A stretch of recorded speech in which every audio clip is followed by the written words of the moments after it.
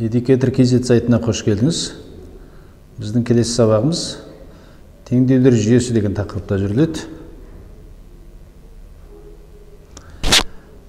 Ең әуелі сызықтық теңдеулер жүйесін шешу туралы қарастырамыз. Біз сызықтық теңдеулер жүйесін ауыстыру тәсілі және алгебралық қосу тәсілі деген екі тәсіл арқылы шығаруға тиістіміз. Біз бұл екі тәсілді берілген екі есепте қолданып көрсетейік. Бірінші теңдеуді біз ауыстыру тәсілі бойынша шешеміз. Ауыстыру тәсілін қолдану үшін теңдеудегі қай бір теңдеуден бір айнымалыны екінші айнымалы арқылы өрнектеп, оны екінші теңдеудегі сол айнымалының орнына қоюымыз керек. Біз екінші теңдеуден x айнымалысын y арқылы өрнектейік. Ол үшін жаңағы 2x тең 3y плюс 17 түрінде жазамыз. Бұдан x табамыз. x тең 1 оннан 5y плюс 8 оннан 5 болады. Бұны апырамыз да бірінші теңдеуді x-тің орнына қоямыз. Сонда біздің теңдеуіміз 3 көбейтілген бірінші теңдеуді x-тің орнына қойып жатырмыз мұнда. 1 оннан 5y плюс 8 оннан 5 тең 11 түріне келеді. Біз енді бір айнымалысы бар y арқылы берілген теңдеуді шешуіміз керек. Мұнда біз кейін жазып қойдық, толықтырайық. Плюс 5y тең 11 болу керек. Бірінші теңдеуді бір айнымалысы бір теңдеуді, y айнымалысы бір теңдеуді түрлендіріп шешейік. 4 оннан 5 y плюс 25 оннан 5 плюс 5y тең 11 болады. Жерде 9 оннан 5y тең минус 14 оннан 5. Біз екі жағын екіге көбейте салайық. Бөлшектен құтылу үшін. Онда біздің теңдеуіміз 19y тең минус 29 деген түр келеді. Бұдан y тең 19-дан минус 19-дан 29. Енді оны x-тің орнына апарып қоямыз. Сонда x тең 2-ден 3 көбейтілген минус 19-дан 29 қосу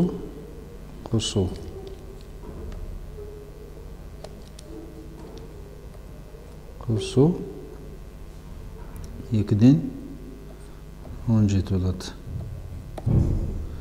Бұл дегеніміз тең минус 38-ден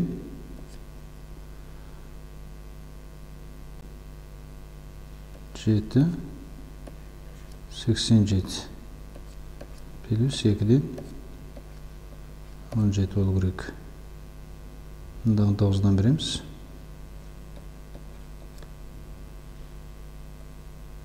Тең 38-ден 17 мен 19-ды көбейтейік.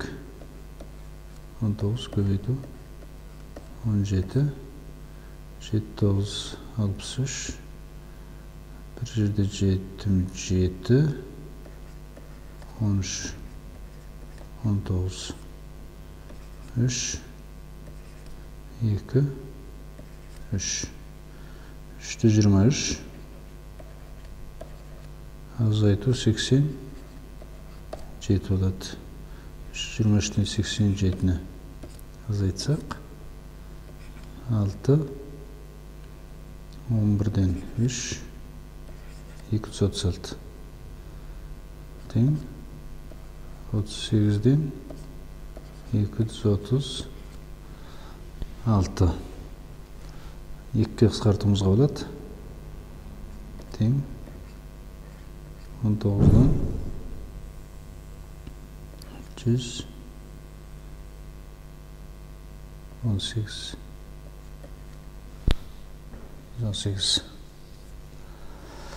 Сонда біздің теңдеудің шешімі, жүйенің шешімі. X-тің мәні 19-дан 118, Y минус 19-дан 29 түрінде болады екен. Осындай барсам, біздің жүйенің шешімі болады. Екінші теңдеуді біз алгебралық қосу тәсілімен шешейік. Алгебралық қосу тәсіл дегеніміз теңдеудің қай біреуін екіншісі арқылы қай біреуін қандай бір санмен, немесе екеуін, немесе біреуін қандай бір санмен көбейтіп қосу арқылы бір айнымалыны азайту тәсілі болуға тиісті. Онда біз екінші теңдеуді 5-пен көбейтейік. Сол кезде 20x минус 15y плюс 51. Екіншіміз тағы да 20x минус 15y тең 51 шығады екен. Енді бұл екеуін бір-біріне мүшелеп азайтып жіберсек, бірдей теңдеу шықты мұнда. Сонда бізде мүшелеп азайтсақ 0x минус 0y тең 0 деген. Бұл теңдік x пен y-тің кез келген мәнінде орындалады. Сондықтан жаңағы жүйенің шешімі барлық координаталық жазықтықтың нүктелері болады.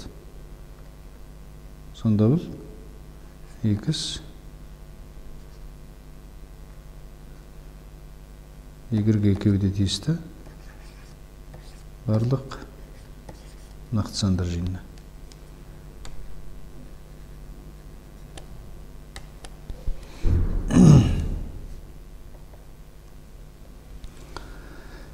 Екінші есеп, бұл теңдеуді шешу үшін біз бірінші теңдеуден x-ті y арқылы өрнектеуіміз керек. 3 минус 2 y. Оны екінші теңдеудегі x-тің орнына әкеп қоямыз. Онда 3 минус 2y-тің квадраты минус 3 y көбейтілген 3 минус 2 y плюс 5 y квадрат тең 3 деген жүйені шешеміз. Екінші теңдеуді түрлендіріп шешейік. 9 минус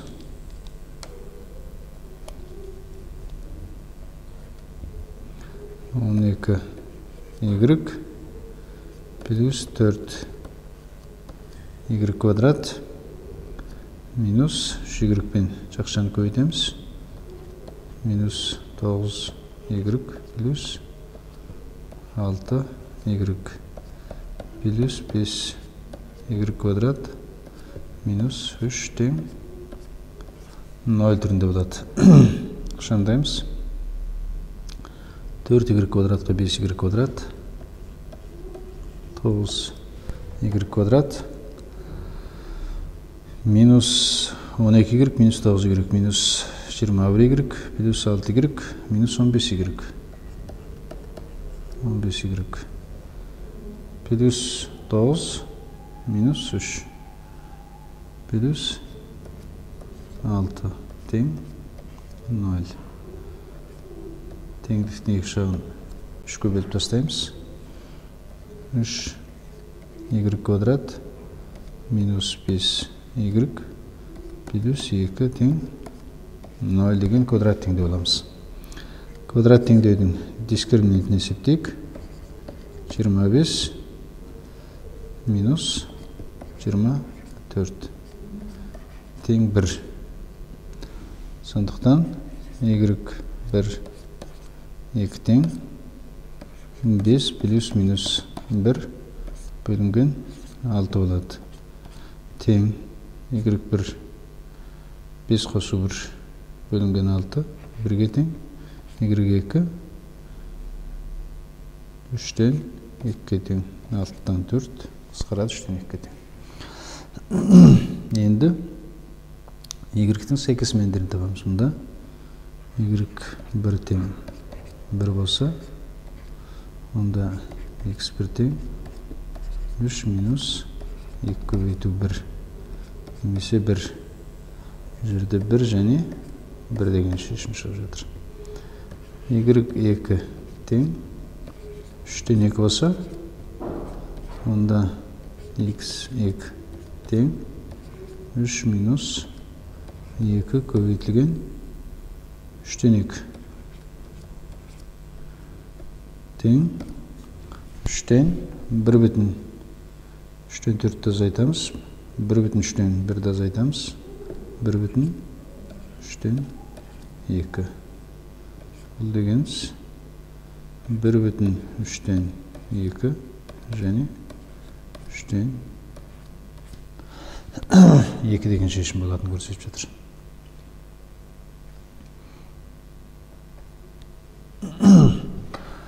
Үшінші есеп тағы да y тең 3y, x квадрат плюс 5xy плюс 7y квадрат тең 31 деген теңдеу. Бұл жерде x, y арқылы тура өрнектеліп тұрғандықтан, екінші теңдеудегі x-тің орнына 3y-ті қойып есеп шешуіміз керек.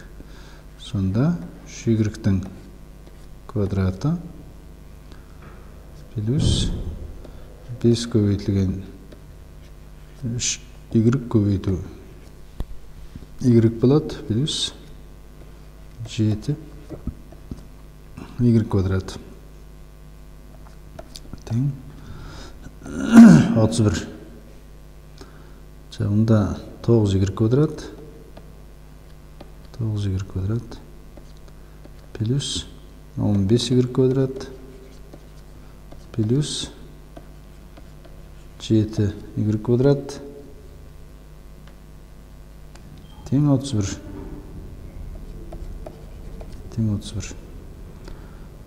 31y квадрат тең 31. Y квадрат тең 1. Y тең плюс минус 1 болады екен. Олай болса, өлде бұдан x тең плюс минус 3 деп шығады. Жүйенің шешімдерін парсан түрінде жазсақ, 3 және 1 минус 3 және 1 деген 2 шешім табамыз.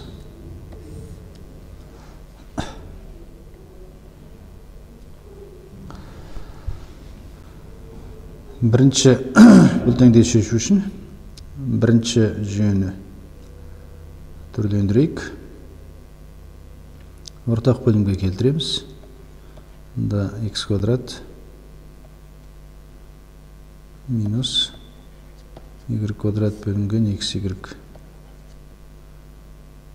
тең 16 15.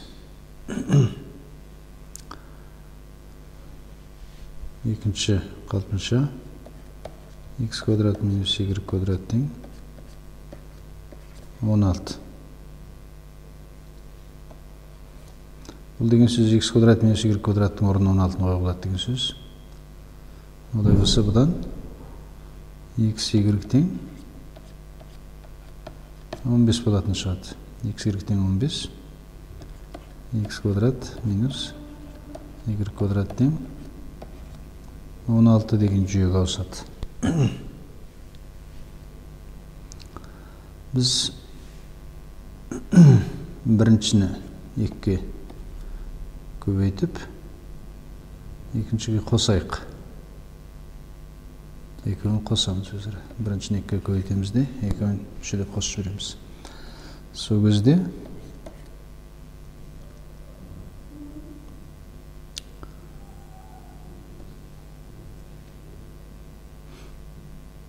бұдан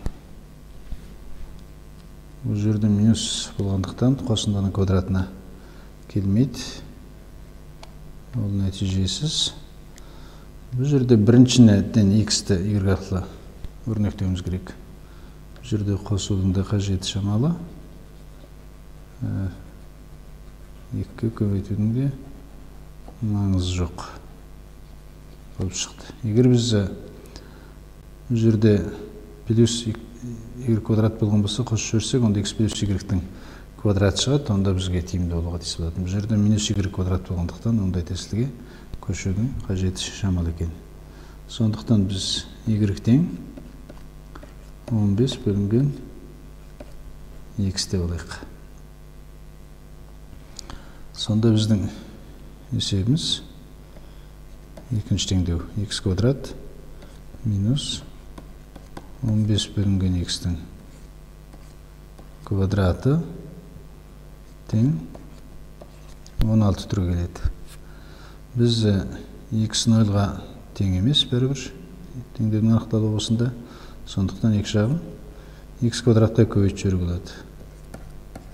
X квадратқа көбейтіп жіберейік. Онда x 4 дәреже минус 16x квадрат минус 225 түріне келеді. Теңдеуіміз тең 0 түріне келеді. b квадрат теңдеу біз x квадратты t деп алайық. Олай болса біз t квадрат минус 16t минус 225 тең 0 деген квадрат теңдеу аламыз. Квадрат теңдеудің дискриминантын табамыз. 16-ның квадраты 256 қосу 900. 224-ке көбейтеміз. 900 тең 1156.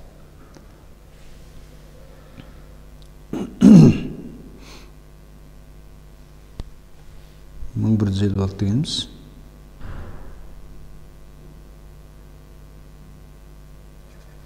34-тің квадратына деген тексеріп көрейік. 6 бір ой 12 13 3-пен көбейтеміз. 2 бір ой 1156 бұл 34-тің квадраты болады. Сондықтан t1 2 тең 16 плюс минус 34 бөлінген 2 болады. Бұдан тең t1 тең 50 бөлінген 2 25 t2 тең минус 18 минус 9 болады. Бұны x квадрат тең. X квадрат ол минус 9-ға тең емес. Сондықтан x квадрат тең 25-тен теңдеудің шешімі шығу керек. Бұдан x тең плюс минус 5. X плюс минус 5 болса, y тең плюс минус 3 болады. 15-ті плюс минус 5 көлігінде плюс минус 3. Немесе жүйенің шешімі 5 және 3. Сондай-ақ минус 5 және минус 3 деген парсандар болады екен. Осымен кезекті сабағымызды аяқтаймыз. Educator KZ сайтында келесі кездескенше сау саламат болыңыздар.